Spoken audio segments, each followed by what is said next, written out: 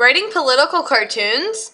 I talked with Kate Salley Palmer at the South Carolina Book Festival about writing political cartoons and her children's books such as Hosty and Little Chairs. Listen on to see why I had to ask.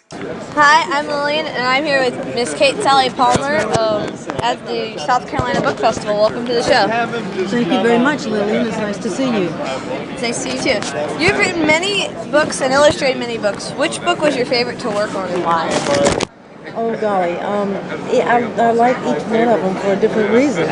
I think it was a lot of fun to work on the Pink House, and it was a lot of fun to work on Hosty.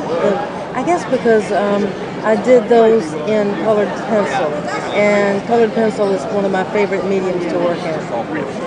So I know that you switched from writing nonfiction in 2005. What are some of the main differences in writing nonfiction and fiction? Well, that's a good question. I started out with fiction, and I would do school visits, and I would point to a picture of the palmetto tree, and the students didn't know that it was our state tree or why it was our state tree, and so I did the research, and you have to read a lot of books by experts and historians to find out what the real story is.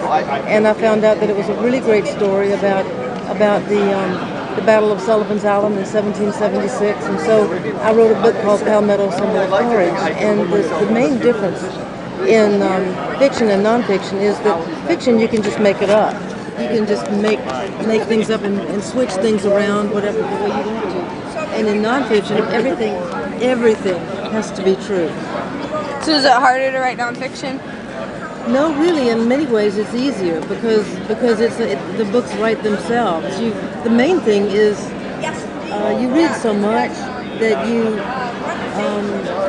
it's hard to try to figure out what to leave out because you learn so much about the subject that you couldn't possibly put it all in one book. So I also know that you're into writing political cartoons. Yes. What's this like? Oh my goodness, I started out as a political cartoonist. That's how I started. And that's wonderful. It's a lot of fun. The main thing you have to do is really know what the news is. You have to really pay attention to the news and who's in the news and what's going on, and then you have to decide what you think about it, which is hard sometimes to come down on one side or the other. And then you have to do a cartoon, a kind of a funny drawing. Well, some cartoons are not funny, but most of them we try to make them funny. And so I guess it's hard, except that it goes so fast. You have to do one every day. That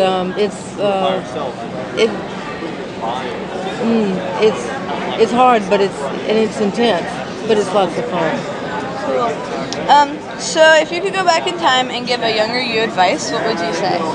Oh my goodness, my advice. If I could go back in time and give myself advice? Yes. That's a good question. I would say read more and draw more, and just practice more stuff. And it's also like not that I didn't. I read a lot and I drew a lot, but I would even do more.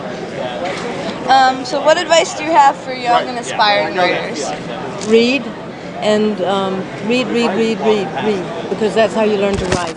And I would say write as much as you can, and even if you don't think it's any good, even if you don't think it's something that, the first stuff you write is not going to be that good. The first thing you draw is not going to be that good. And I would draw. So is there anything else you'd like to tell my listeners? I would say to your listeners who are interested in doing any kind of writing or art, just to practice as much as you can, just to do it, read as much as you can about the subject, about how to do it. I did a lot of reading about how to do it too. Thanks for being on the show. Oh, you're welcome. Thank you for coming. I hope you enjoyed this interview with Kate Salley Palmer. Thanks for